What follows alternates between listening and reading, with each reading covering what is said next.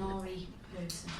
And I've had the privilege of working with Ziggy in a number of schools on a number of occasions where we've taken teachers and students from NCEA over to Auschwitz. And before we went, we met with Ziggy, and Ziggy prepared us for our visit out there and talked to us about what happened in the concentration camps, because Ziggy was there as a young boy.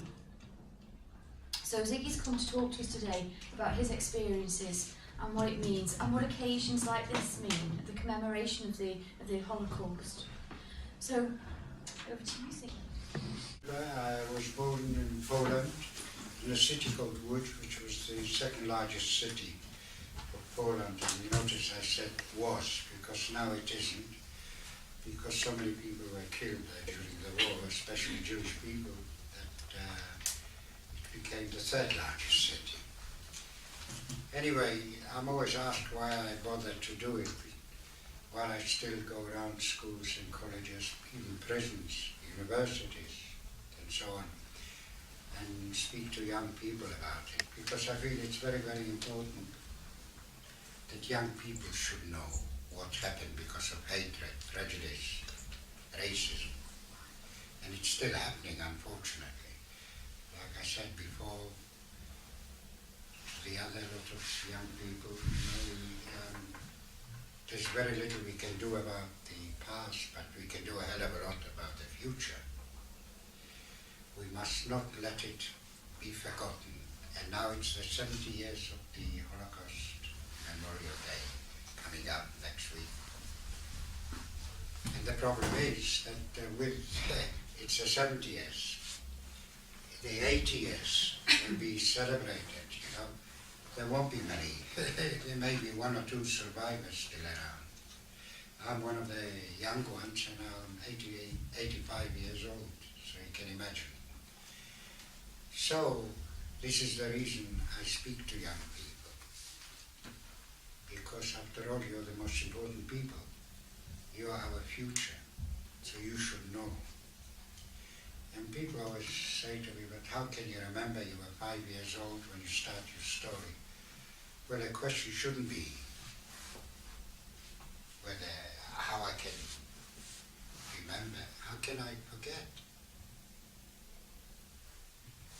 You know, when most members of your family were killed for no reason at all, and so many millions and millions of people were killed. So I'd like to tell you what happened to me when I was 5 years old. I'll make it very, very short in case we haven't got time. My parents were divorced, my mother left us, and I was brought up by my grandparents. And my father didn't live with us, he lived somewhere else, but my mother, I didn't know what happened to her, I didn't know where she went, whether she died, whether she was alive or not. Anyway, but I had a very good childhood. We had a nice apartment, I had my own bedroom even, went to school like any normal child.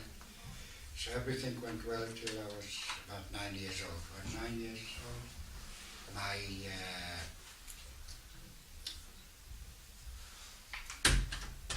father came to me very early in the morning. Very early in the morning, and he says he's got to run away because there's going to be a war on. And people like him, and being Jewish, they will be the first ones to suffer. And he ran away. He said he was going to Russia, and I found out later that he actually arrived in Russia. Well, within a very short time, Britain and France declared war on Germany. At that time, Poland was already half occupied by German troops, so within 6 weeks, the whole of Poland was occupied by German soldiers. Everything changed the day they came into our city. First of all, we weren't allowed to go back to school. No Jewish teacher was allowed to teach, even if he was teaching in a non-Jewish school. Lawyers, doctors weren't allowed to practice their professions. See, and every morning we used to get up, there were different posters up on the wall, what we mustn't do, what we can do, like we were not allowed to go on public transport, we had trams. If they found a Jewish person on a tram, they slung him off. Many times they a few soldiers were walking on the pavement and they saw a Jew walking because he had a beard. They recognized that he was Jewish. They cut his beard off. If they were near a shop, they went in, got a bucket of water, make him wash the pavement just to humiliate him. But of course the worst thing was starvation began. The old Polish farmers were scared to come into town, but eventually they did, and eventually we had to go out and get some food. And it carried on like that till about November 1939. They told us everybody living in that city will have to go to a designated area, which was the poorest area. The problem was there was no place, not enough room. So after having a 3-bedroom apartment, having my own bathroom, we finished up, my grandfather, my grandmother and I, in one solitary room. No toilet, no bathroom, no running water, nothing. You wanted water, you had to go downstairs because the room was on the 2nd floor. And they told us we are lucky. Sometimes there are families of 5 or 6 also get only one room. Well, by April the 1st, the place was completely surrounded by barbed wire. You couldn't get in, you couldn't get out. And outside you had German guards guarding it, and inside Jewish police. Because everything that was done in the ghetto had to be done by Jewish people. So there was a committee to run the place. And then they said everybody's got to go to work. If you don't go to work, you won't get any food. You won't get any ration card. My grandfather couldn't work because he was already ill, so my grandmother got to work, job in tailoring, I got a job in a metal factory. I was 10.5 years when I had my first job. Worked 6 days a week, from 7 in the morning, 7 in the evening. Lunchtime we used to get a soup, so it was like vegetables with swimming around water. Occasionally, if you were lucky or the chap liked you that was giving out the soup, there could have been a piece of meat. It was horse meat, but I didn't care what it was. When you are hungry, you eat anything. Anyway, unfortunately my grandfather died very soon because he was ill. It was just left the 2 of us. And you know, people were dying of starvation, of disease, people committing suicide. I could never understand why, but later I found out why. Can you imagine a mother losing a child or 2 children? She didn't want to live.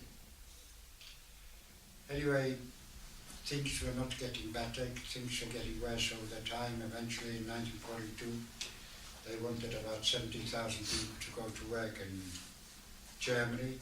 They asked the Jewish police to do it, but of course they couldn't. So the Germans sent, the German SS officer said, we'll do it ourselves. Nobody's going to go to work for a whole week, and we'll come from street to street, house to house, and get the people we want. So when our turn came, they told us the night before, they said tomorrow morning they're coming. My grandmother said, she's going into hiding, would I come with her? I said, what for? I said, I'm 12 years old, I look about 9. They won't take me. They need people that can work, not a child of 12. Anyway, my grandmother went, and in the morning when they came, we had to go downstairs. The German officers with SS guards came. They had big lorries, and they took me as well. They slung me onto the lorry, and I was always lucky. And when I looked who was there, I realized that there is a problem. Because there were babies, there were children, there were grown-up, there were elderly people, and there were also disabled people. And that surely they will not take us to work, they're going to take us to the nearest woods and shoot us. And I jumped up the lorry, and I ran for a while and hid myself in a house, and I was lucky that the Germans, first of all, the lorry wasn't moving, and secondly, the German guards were in the yard. They didn't see me. Had they seen me, they would have shot me. It was never a question of stop or I'll shoot. Anyway, I managed to hide myself, stayed there, and when evening came, I went back to where we lived. Eventually my grandmother came as well.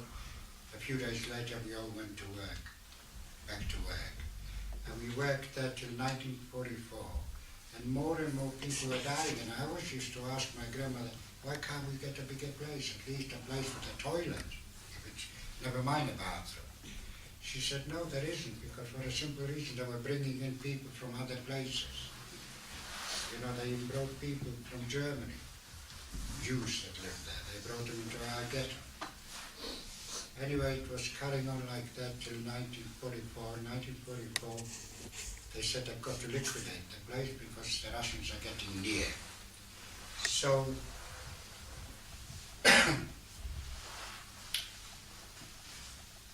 they said they'll liquidate the ghetto, but we've got a chance to go to Germany, the people that work in the metal factory, if we want to go with them. So I said to my grandmother, I want to go with them because I know everybody there, so at least it'll be easier for us. And she was allowed to come with me. They said to report to the factory where I worked, with one suitcase for me, one suitcase for my grandmother, with clothing and whatever else we needed.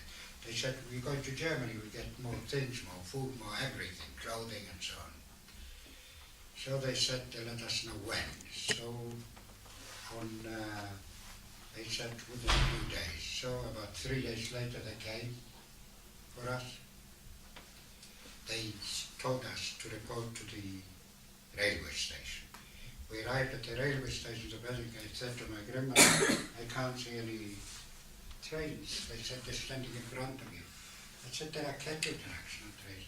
That's all there is. Anyway, they packed us in there. There was no way you could sit down.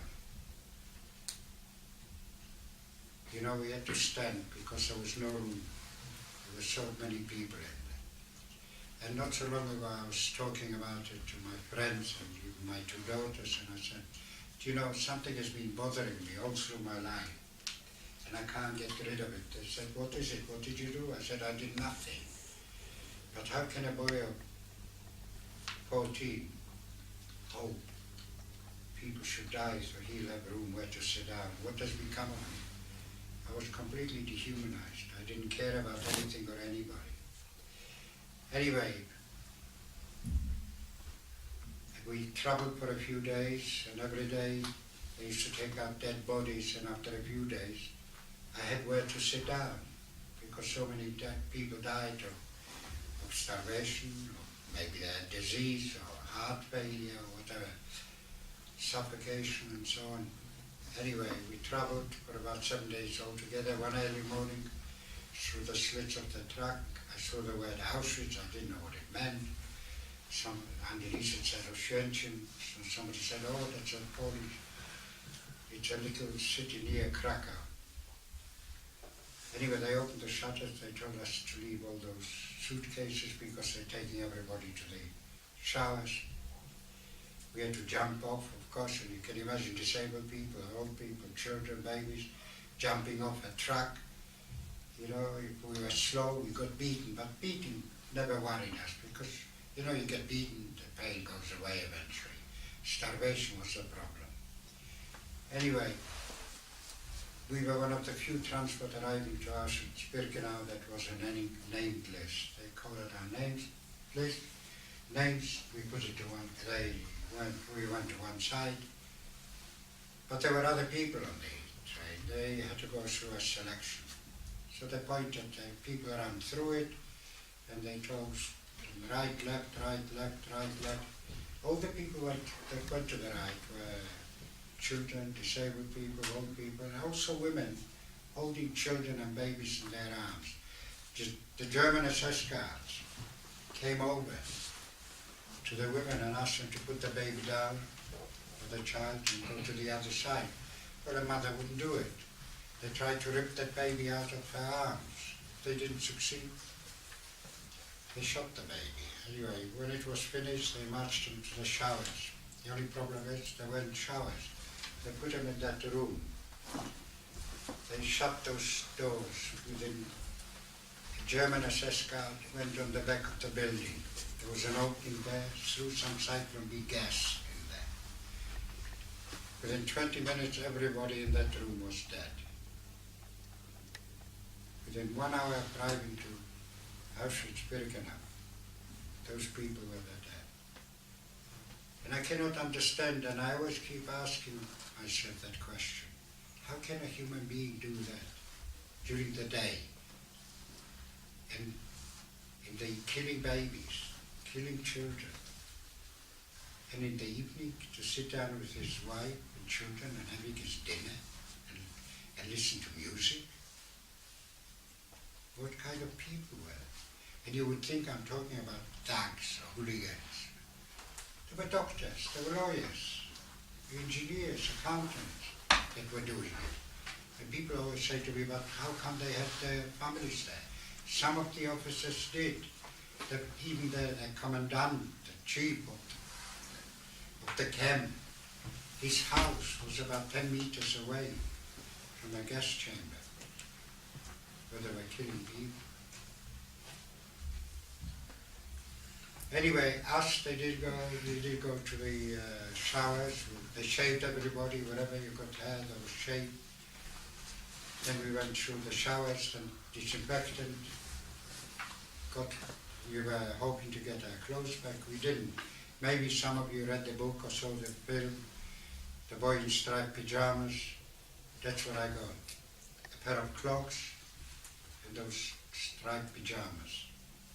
Luckily it was summer, it wasn't, I couldn't freeze because it was hot enough. Anyway, when we went into the barracks, when we were finished, we had to sleep 3 to a bunk. And there were 3 bunks, one on top of the other as well. We were about 800 people there. Had we been more, we would have had to sleep 4 to a bunk. And in the evening they gave us a piece of bread and coffee, and they said the next morning we'll get exactly the same. There was no way you could survive. In the morning we got up, we were starving of course, but we had to go out of the barrack and we had to be counted in case somebody is missing. There were people missing, but nobody escaped. You couldn't escape from Auschwitz-Birkenau. It was one inside the other with electrified fences. Now how could you escape? The only people that ran to the fences, they wanted to kill themselves. They didn't want to live.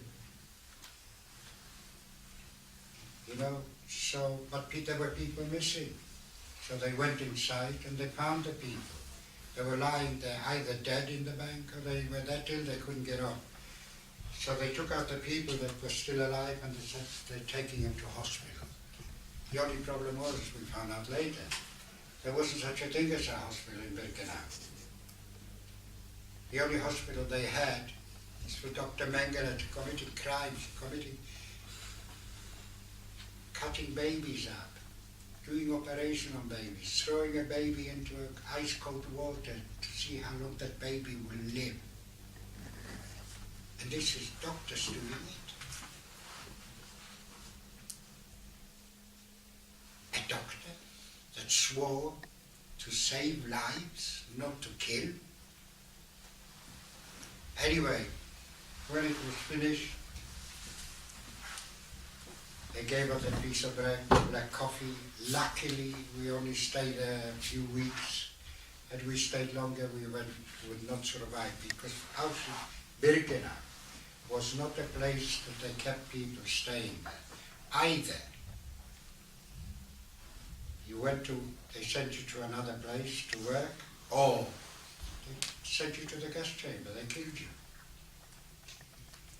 Anyway, after a few weeks, some officers came and they said that people that are supposed to them from Łódź that are going to the metal factory, we're taking them towards Danzig, and from there we'll go to Germany. So they took us again on those kettle trucks. There was more room where to sit down.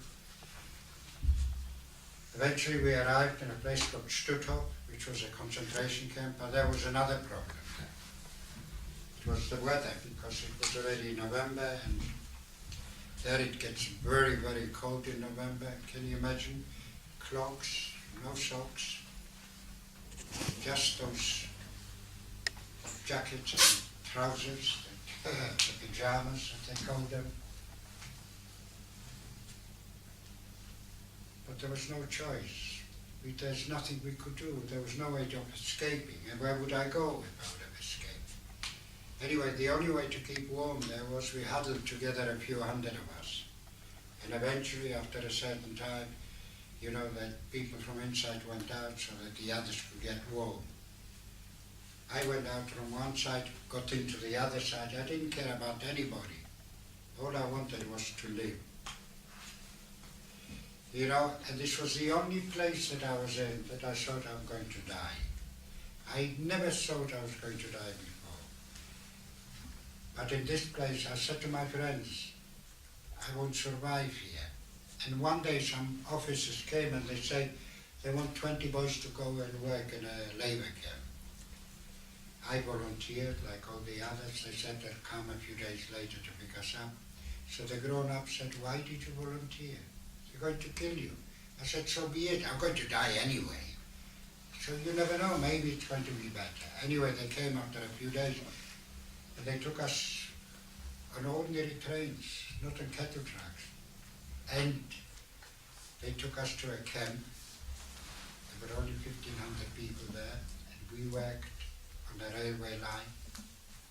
And you know, on the railway line, there's always a chance to kill something, to steal something, like mainly vegetables or fruit. So sometimes we stole a hell of a lot, you know, like we couldn't carry anymore, like potatoes, beets, carrots, apples.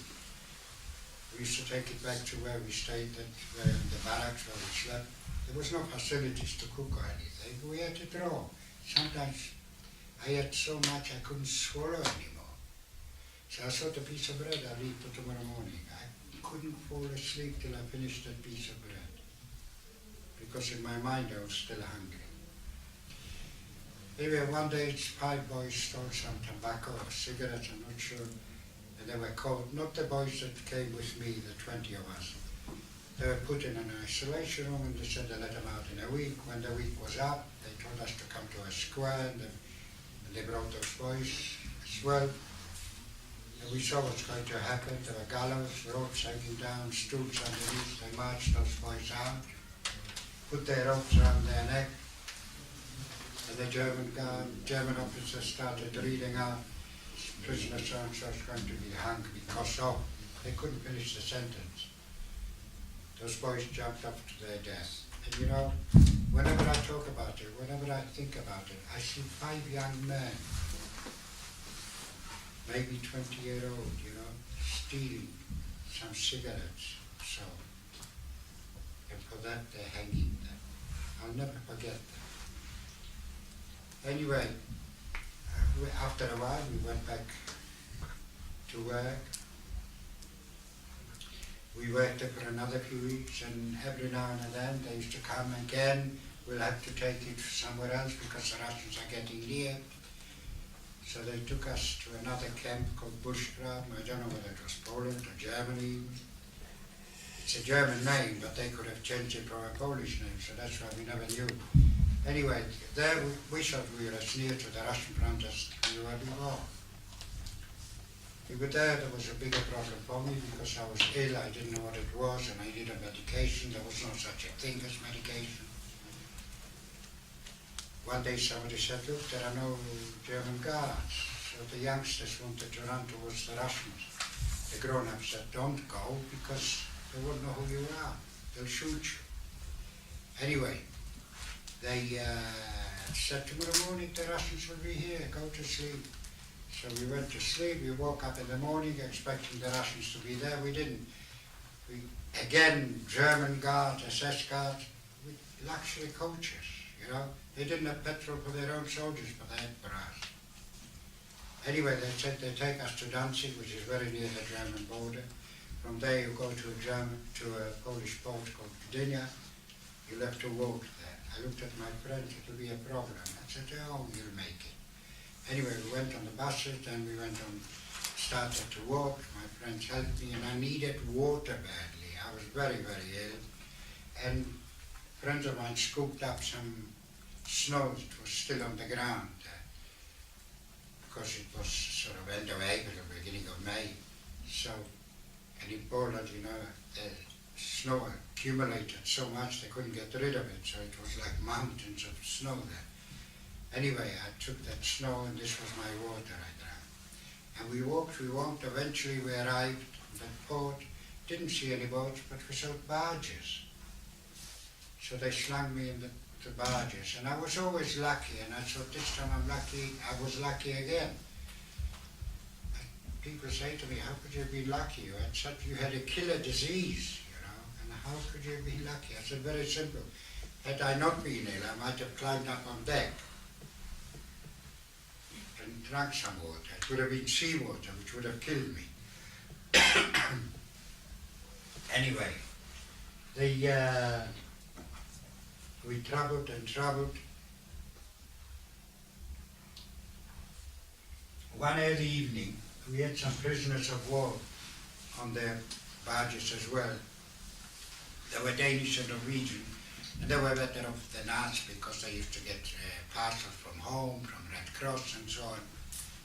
They said, we are near land and we must be near a little town because the guards left for the night. Anybody that wants to take across will take across. They took everybody across. And they carried me, they put me on the ground, and they said, the war's getting near the end, why don't you run away? Hide yourself in some of the farms. Maybe you can steal some food, or maybe people will give you some food. I said to my friends, go. They said, no, they'll stay with me. Right, they stayed. In the morning, the German guards came. They saw what happened. They said, we're not going to leave to take you back on those barges. It's only 15 kilometers to walk, and there you'll get your boat to Germany. I looked at my friends, 15 kilometers, 15 centimeters I couldn't walk. Well, they said, you have to. Every camp that was liquidated went on a death march. Either you walked or you died. You had a choice. If you fell down, they killed you. If you said you can't walk, they killed you. There was no question of transport. Anyway, my friends said, we will take you, we'll keep changing, there's quite a few of us, and we'll walk with you. Anyway, we walked. Eventually we arrived to a place called Neustadt, which was a German naval port. We saw 3 enormous boats. They said, you're going to go on one of them. The other 2 are already full with prisoners. Then we knew what's going to happen. They're going to take us in the middle of the sea and explode those boats. There was even a documentary made by Sky Television that I saw about a year ago or so about one of those boats. It was called Hitler's Titanic. Anyway, we were sitting there waiting and waiting. Then there were planes flying above us. We didn't understand, but we realized, you know, that it cannot be German. We thought maybe Russians, maybe British, maybe American. Anyway, they started bombing. And one of the bombs hit one of the boats with prisoners on it already. They started jumping off those boats, most of them to their death. And the people were screaming. We couldn't see a fire, but we could see smoke. You know, when we were there, we weren't worried about the bombing. We were always only too happy when we see bombing done by the Allied troops. We thought at least maybe, even when we were in the camps, we thought maybe they'll come and bomb and destroy some of those gas chambers. But anyway, we were sitting there with the people screaming, then they stopped. And we were still waiting a certain time, we don't know how long because none of us had watches. They started screaming again and shouting. I couldn't understand. None of us could understand why. Till somebody said, look around you. So we looked around and we were there surrounded by British tanks. That was 3rd of May 1945 that I was liberated by the British Army. The first thing I did, I crawled over to the tank. And in German, I don't know why in German, but I said to the soldier on it, Wasser, and he understood it's water. This is the best water I drank in 7 days, having a killer disease, which I found out later that it was typhus, that even today, with all the medicine we've got, all the antibiotics, all the medication. It's still a killer disease. And I survived without anything, not even water I had. Anyway, some officers came, British officers came, and they said, you are free now, you're in a German naval port, there are masses of food, go help yourself. Some of my friends left me there, and they came back with masses of food, with boxes of food, that were Red Cross baskets, that were never given out for the prisoners of war. There were tins of meat, tins of fruit, bars of chocolate, boxes of biscuits. We could not stop eating. This was one of the worst things the British officers done to us. They meant well, but unfortunately they did wrong, because they shouldn't have given us that kind of food. They should give us little food, slowly and slowly. People were dying. More people died in the first few months of the liberation than a few months before the liberation, purely from overeating. They were lying in the middle of the road or on the pavement with a piece of fruit or a piece of chocolate in their mouth. Anyway, eventually we found a little room. It was like a prison where we stayed the night. And when we walked in there, they put me on a bank, on a single bank with white sheets. I said, my God, I'll sleep on a white sheet. First time in 5 years. When I woke up in the morning, I looked around me, I couldn't get off the bank. I was that ill. I looked and it was so black. I said to my friends, look how black it is. They said, do you remember last time you washed? I said, yeah, I don't know, 3 months ago, 6 months ago. Anyway, when I looked again, it wasn't just dirt, it was saturated with lice. My clothes were saturated with lice. After a while, some British officers came and they said, anybody that's ill we take to hospital. We had the word hospital, we said no, nobody wanted to go. We were so frightened, because we remembered what happened in Auschwitz with going to hospital. Anyway, when the British officers came second day, when they came the third day, somebody must have told them, or they realized. And they said to us, we're taking you to hospital. We guarantee you, everybody in that hospital is British. The nurses are British. The doctors are British. Everything is done by the British Medical Corps. And I just lifted my hand, because I couldn't speak anymore. And they took me as well, with other people, to hospital. I stayed there for quite a few months. You know, the first few weeks I was completely out of it. Didn't know what happened, I didn't know what it was, I couldn't speak, nothing. After a few months, they had to teach me to walking. One day a nurse came over to me, she was already German. She said, you'll be able to leave soon. I said, good, where am I going to go? She says, they're a displaced person camp. I said, I'm not going to any camps. She says, it's not a camp with barbed wire, you are free in town, you can do whatever you want. You looked after by the British and American forces. Anyway, then I said, okay. Then I said, what am I going to wear? She said, I've got nothing to wear. She said, I'll see what I can do for you. I've already got an English boyfriend. Anyway, she went away. A few days later, she comes back with a British uniform, of all things. She says, I've got to alter it. I said, I'm sure I've got to alter it. I was that big. She says, but you've got to promise me you dye that uniform in a different color. I promise you. I was very good at lying in them days.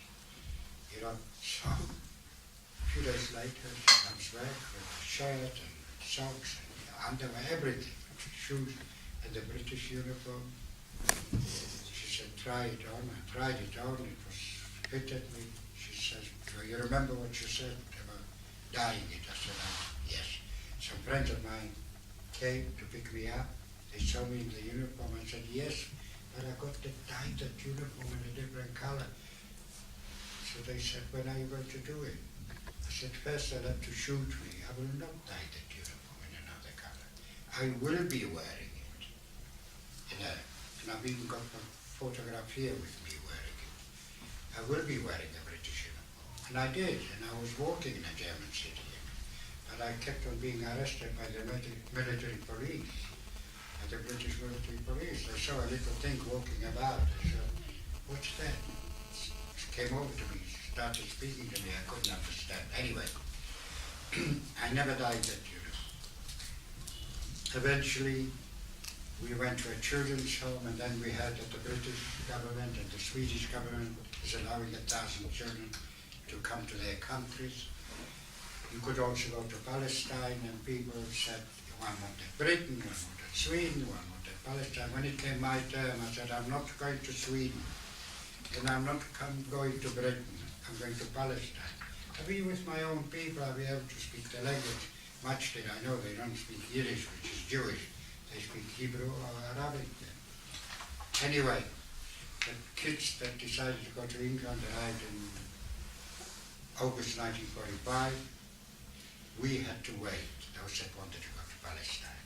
We waited, eventually they transferred us to Hamburg, to a big city. We had a wonderful life there. We went to cinemas, which I've never been before. We went to concerts and so on.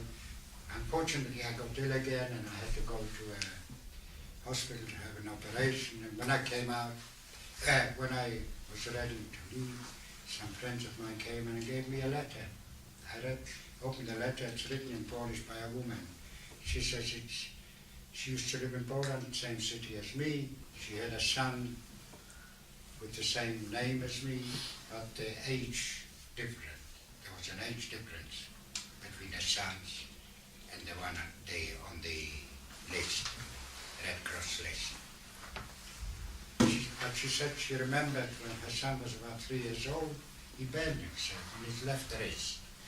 And she said, could I have a look at it? If there is a scar still, she's my mother.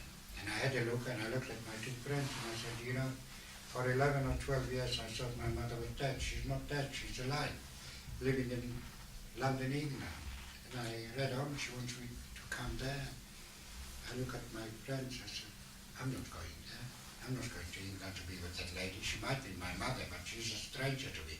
I said, you are my family. You too are my family, not that lady in London. Anyway, I went back to where we were, where we stayed. The officers, British, American officers, went mad. They said, you've got to go back. Look at you. Look at the people. Look at all your friends here. They've got nobody. And you are lucky to have a mother and you're not. Anyway, they persuaded me. I said yes. I wrote back to my mother. I said yes, I would like to come. It took 10 months to get a visa. Eventually I came to north of England in Hull in a boat. From there I went to the west end of London. A man met me, except to be my stepfather. My mother remarried. And they lived in the West End. We hugged and kissed. And all I can tell you, the first 6 months being in Britain were hell for me. Because I missed my family, and it wasn't that lady, that wasn't my mother. Anyway, eventually I went to work in tailoring, which I hated it. And one day I met somebody, I was walking the street, I met somebody who said, you know those kids that came here in 1945, they meet in a club, why don't you go there on a Saturday? They've got a dance in the church hall. I went to the church hall on Saturday, knocked on the door, they opened the door. And the first sentence I uttered is written in a book today called The Boys by Sir Martin Gilbert. I said, at last I found my family again. I never said that when I found my mother. And all I can tell you, my life completely changed. I used to start going there. Eventually I met a girl there. In 1954, we got married. In 1956, the greatest thing in my life happened. I went to the hospital. I went to the hospital at midnight, and there was a nun there. It was run by nuns, and she gave me that little bundle, and she says, "This is yours." I cannot tell you what that meant to me. I went over to my wife, and we both cried. I said, "At last we've got something that is ours." Since then, we had another daughter, and now we've got 6 grandchildren, 4 grandsons, 2 granddaughters. one great-grandson, and you know, for a Holocaust survivor to live long enough to be able to see that is another miracle. And I can't tell you what a privileged and wonderful life I had. My life since I went to that club completely changed. I have been so lucky. I had such a wonderful life, meeting so many people, including Her Majesty the Queen, being invited 4 times already to a garden party in Buckingham Palace, meeting prime ministers, meeting all the ministers you can imagine, being in the House of Lords, being in the House of Commons. Last week I met Nick Clegg in his office, which I'm sure you know is the Deputy Prime Minister. A day later I was at number 11 meeting Osborne, the Chancellor of the Exchequer. How many Jewish kids coming to this country would have been that lucky? And that's how I was. And the greatest things happened to me when I was asked to speak in Coventry Cathedral. I said, a Jewish boy, no education at all, is asked to speak to less bishops and priests. Anyway, that's what I did. For you boys, I've even got other news, you know, like I was invited to address the England squad, the football squad, before they went to the Ukraine and Poland to play in the European Championship.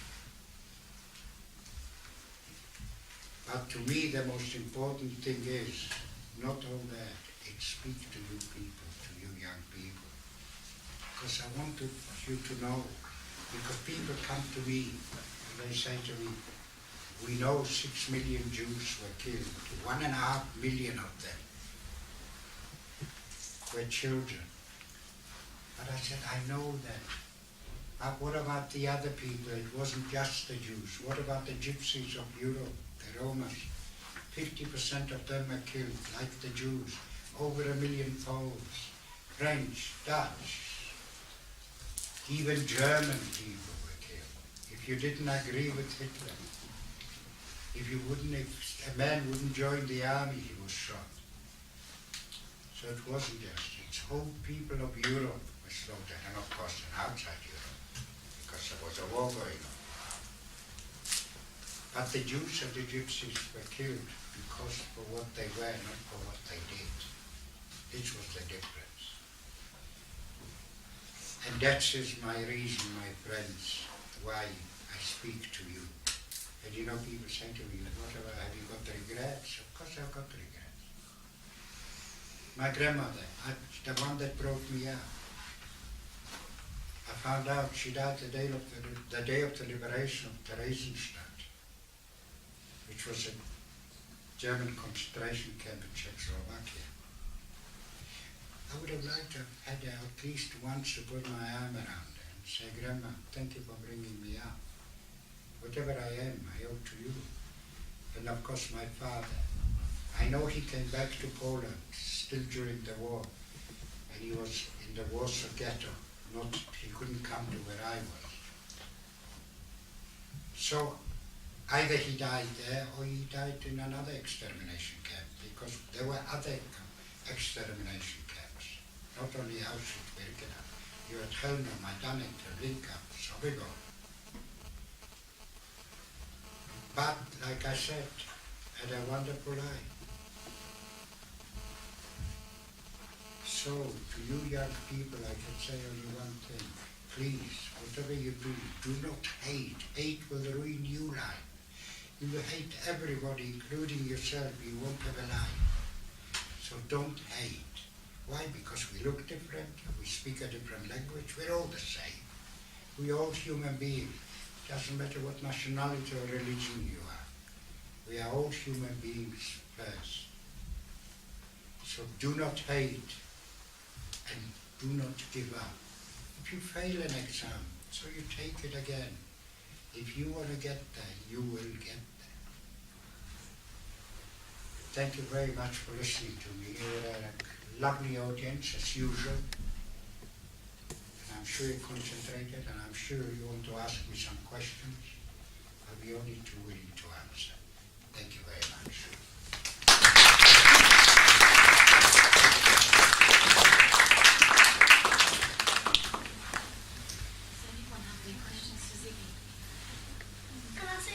that be in the uniform? Oh, I'll show you the picture, why not?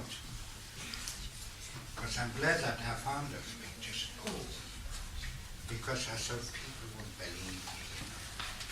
So,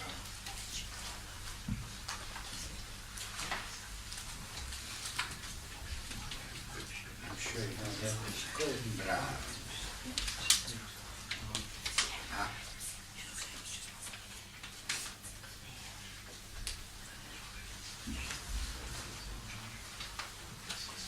I've got a copy of that electronically, so I could get that. Oh, you got it? Yeah. And the one city. If you Google Ziggy, the picture of him in the uniform comes up.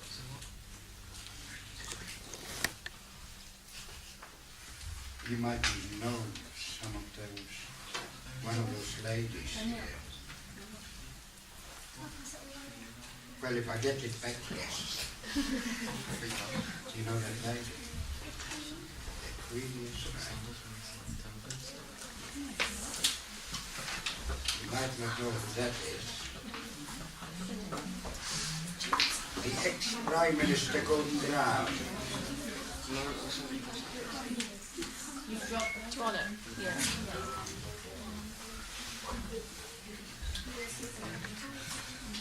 Does anybody have any other questions that they'd like to ask?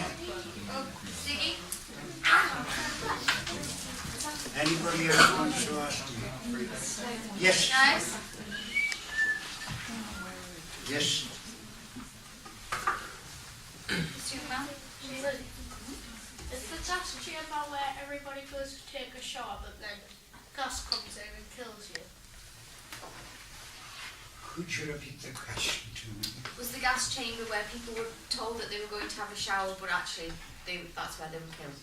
Is that? Yes, that's where they were killed. It was a gas chamber. It wasn't just a thing. They thought they were going to have a shower, but they didn't. It was gas chambers. Most people from sort of, I would say, from 1943 to 1945 were killed by gas chambers, not by guns. But a lot of people beforehand and even afterwards as well were shot to death. Yes. You know how you said that you didn't understand how people could kill people and go to their family? What if they were doing it to protect their families? Like they and their families would have been killed if they didn't follow Hitler's orders? Well, yes, but I don't know. But it's not an excuse today to follow orders. You see, the law has been changed. The Nuremberg law changed it. That you shouldn't, that you can't. If an officer tells you to go and shoot somebody, you can refuse. You see, in those days, I suppose, yes, you're right. There was very little could be done. If you were told to do it, you had to do it. But nevertheless, if a lot of them would say no, it would stop. But they didn't care, you know. They hated. Hate is the worst thing. You know which one I am, not the trouble one. I would recognize myself. There was a couple of hands appearing. Yes, ma'am. Does it not feel weird looking at yourself and thinking that's what you went through? So, Like, does it not feel weird, like, looking at the picture and thinking, I was that age and I went through all of that? yes, yeah, I don't believe that I survived, you know, I just can't believe it. You know, you see, 99% did not survive. You know, the city, I was born in a city called Łódź, and it was the second biggest city in Poland. And the reason why it isn't anymore, it had, before the war started, there was over 1 million people living in the city.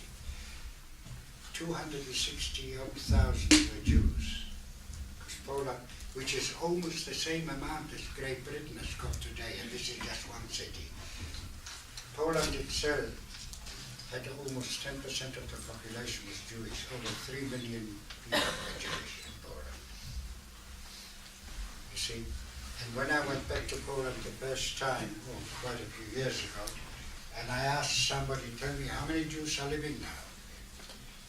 Poland, he said 200. I'm not saying that the others were slaughtered, because I have proof that everywhere. But that's why Łódź now is the third biggest city, not the second. Krakow is now as second biggest city. So, there you are. Nobody wants to ask me a question? Good. Did you ever regret anything you actually done? That I've done? Yes. I've done many things which I never talk about it, but many things, you know, because, like I said, you know, just thinking or stealing. I know I wasn't stealing, we didn't steal from each other, you know, but it's still a crime. You know, I go into a shop and steal some food, I committed a crime. But any chance we had of stealing, if you want to live, you prepare to do something. You know, a lot of, you know, people did things which is just unbelievable. You know, can you imagine a parent stealing from his child, or a child stealing? I'm trying to have our reports. A child stealing from his mum. That's what hunger does to you, you know. You're not a human being anymore. You're completely dehumanized. So, well, I'm not so much ashamed, but I regret the things I did. And even the thoughts I had, like about the truck that I was in, that I wanted to have somewhere to sit down. You know, I wasn't a normal person, I can assure you. Thank you very much, Ziggy. They've got to move on now for You've got the to next move on and have class. lunch, I suppose. I think they've got another hour of lessons before lunch. Oh, well, I'm sorry about that. So, would you like to just express your thanks to